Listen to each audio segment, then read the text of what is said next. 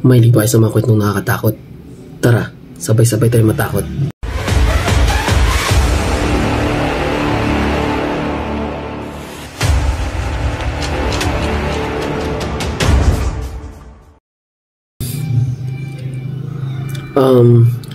Hi guys, this is Ed Beast, and in this episode, before I share horror stories, yesterday it was my daughter's birthday, youngest daughter, and it was her first birthday, so we decided to go to Imuki Island. As you can see, here sa video, sobrang ganda ng Imuki Island, and while enjoying the nature, something came into my mind. I remember the story about yung city, yung Biringan City. It's always a puzzle to me kung totoo ba talaga sila, nag-exist ba sila, and how would you know, if may mga signs ba na, or may mga signs na mapapakita kung may city ba talaga sa lugar na yan, ganun, diba?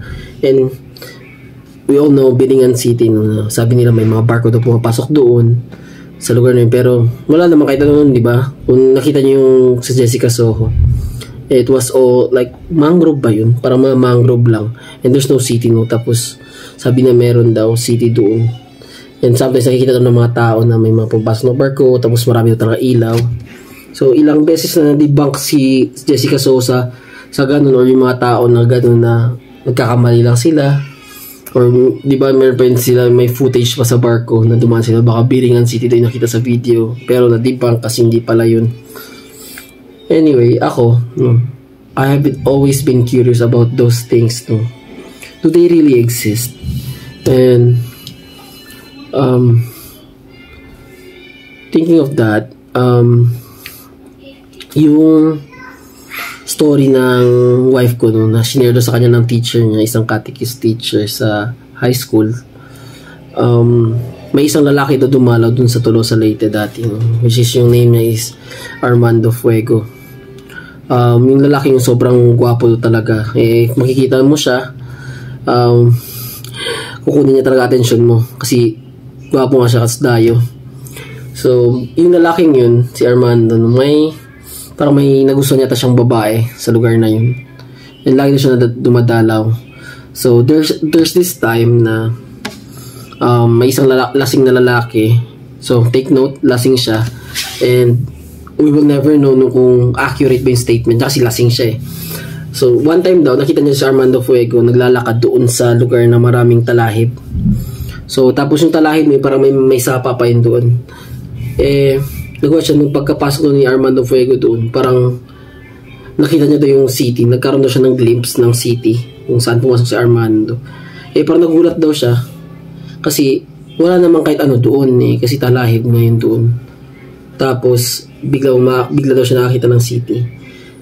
So days after, siguro habang niligawan niya siguro yung babae based sa story ng wife ko, nung sumama din yung babae sa kanya, never na nila nakita yung babae nor si Armando Fuego ulit. It could be na nagtanan sila, or pumunta lang sila doon sa city na hindi natin nakikita, or sa city na siya sabi ng lasing na nakita niya. Then supporting to those stories, yung mga tao yung nagsabi na may lasing, meron hindi, na may times na naririnig doon nila doon sa lugar na yun, parang may dumadaong doon na barko, ganun daw yung tunog, malakas na talaga, parang minsan marami daw ilaw sila nakikita doon, wala naman kahit ano doon, wala kahit bahay, kahit ano, kasi nanggaling na rin, hindi pa ako nakadalaw sa lugar na yun, pero nanggaling na ako Tolosa, hindi na ganun karami yung population nila. And pag yung nasa dulo-dulo ka na banda, yung malapit sa bundok, wala na talaga masyadong bahay doon, wala na rin tao, so wala talaga establishment, sa sentro lang talaga meron. I'm really curious about it, na how come na may nag-exist ganun, are they spirits lang ba or ano, pero ba't nawawala yung tao? So moving to the next story, I remember the story of my tito. So sa mga hindi nakakilala sa akin, ako masyado akong matatakotin sa mga ilog. I don't like yung mga untouched na river. Kasi ayoko sa feeling. No, I'm very sensitive sa mga ganung bagay, kaya ayoko sa feeling yung mga untouched na ilog. Pag pupunta ako ganun, pag creepy talaga lagi yung feeling ko, or eerie yung feeling na parang may nakatingin sa'yo, or nalalaki lang bigla yung ulo ko, kaya walang dahilan, kahit may kasama ako, ganun yung feeling ko. Kahit umaga yan. So, I remember story ni Tito na nangyari doon sa kanya, may kasama siya mga friends, and pumunta siya sa ilog. So, that was a long time ago. And, I remember him sharing na out of nowhere daw, bigla doon ang laki yung ulo niya. Parang lumulobo doon yung ulo niya. Tapos, paano nga yung kwento niya? Biglang nawala yung mga kasama niya. So, hindi ko alam kung nakakita siya ng something or black figure. Hindi ko na maaalala kasi nung kwento niya sa akin nung nasa elementary pa lang ako, which is na-remember ko lang nung nag-decide ako gawin yung episode na to. Pero nung nangyari yun, no, parang naging sobrang, alam niyo, nakakabinging tahimikan. Parang ganun daw. Quiet to talaga. Tapos, hindi niya na makita yung mga kasama niya. Then, ewan ko hindi niya makita mga kasama niya. Tapos, hindi rin siya makaalis kung nasaan siya. Sobrang bigat doon ng feeling niya. Parang may weights doon yung buong katawan niya kung gumalaw siya. And, siguro, nung napansin siguro siya ng mga kasama niya, hinawakan siya and nagising siguro siya, sinabi niya sa mga kaibigan niya nangyari na bigla doon silang nawala, matayo yung balahibo. Yun, hindi niya ma-explain yung nangyari. Kahit ako hindi ko ma-explain, pero nung kinento niya yun, grabe, sobrang tumatay talaga balahibo ko. Mas lalo pa ako natakot tumunta sa mga liblib na ilog, ganun. Ayoko talaga sa mga lugar na sobrang daming kawayan. Ayoko. Yun nga. Ano sa tingin nyo? Have you experienced those kind of things? Na parang maliligaw ka sa lugar na may ilog tapos pabalik-balik ka lang. I remember yung sa Ong Fam, they were camping in the river and around 3 a.m. 2 a.m. yata yun sa video nila. May naglalakad-lakad sa paligid nila, pero the moment iba flashlight nila, wala naman sila nakikita, walang tao. Sinasabi ni Jay yun na parang sabi niya na kung tao to, makikita natin agad o baka natatago lang. Pero meron yung part doon na may naglakad sa harapan niya talaga. Rinig sa camera. Sa harapan talaga naglakad pero walang tao. Which is na medyo kinabahan na sila Jay. Bumalik sila saan sila nagka-camp. Pero sabi niya, huwag tayo umalis. Baka mas lalo lang tayo maligaw pag ginawa na kasi deep na sila sa forest. Tapos sa ilog sila banda. And that could be possible na there's a lot of strange things happening in the river. Even Agasino got scared sa first time niya gumamit mga equipments kasama sila Zark. Sa ilog sila nun. And siya mismo nagsabi na stop na tayo dito. Sobrang nakakatakot na yung communication natin sa mga elemento dito. And thinking of that, it could be real. A lot of things that are strange, no? So hard to explain, especially sa mga ganung bagay. And personally, I don't have those kind of experiences, but stories were shared to me.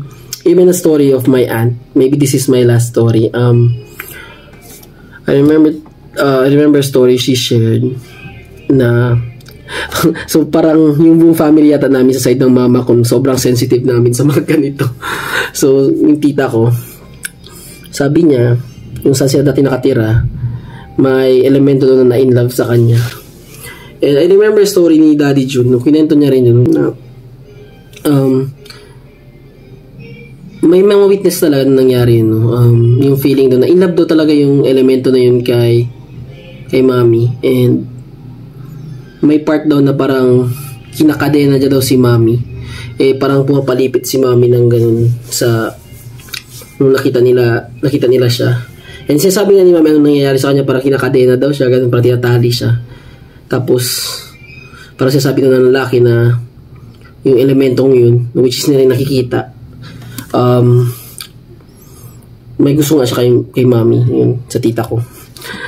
Parang may puno siguro something ng balete at sa likod ng bahay nila dati. Hindi ko na maalala or anong puno ba yun. Kasi hindi pa ako pinanganak nung nangyari yun. Pero nangyari ito talaga yun. Nung alam ni mama, yun alam ng mama ko. Ng mga tito ko, nung mismo yung lolo ko. Tsaka lola ko, nung pinento nila yun. And I don't know. that's so creepy, and I believe them, no? I believe their experiences because I have my own share of experiences, no, sa ganitong bagay. And I know more people who have experienced more weirder things, no, na which I will share sa future episodes natin. So, before I end my episode, have you experienced a lot of creepy things in the hospital? Marami ka bang kwentong nakakatakot sa hospital? Kung gusto mo i-share yung story mo, no, comment it, no, sa YouTube channel ko or sa video na to, or you can send me a message in my Facebook page, which is Ed Beast, E na may 3 D tapos Beast. So hanggang dito na lang tayo. See you on the next.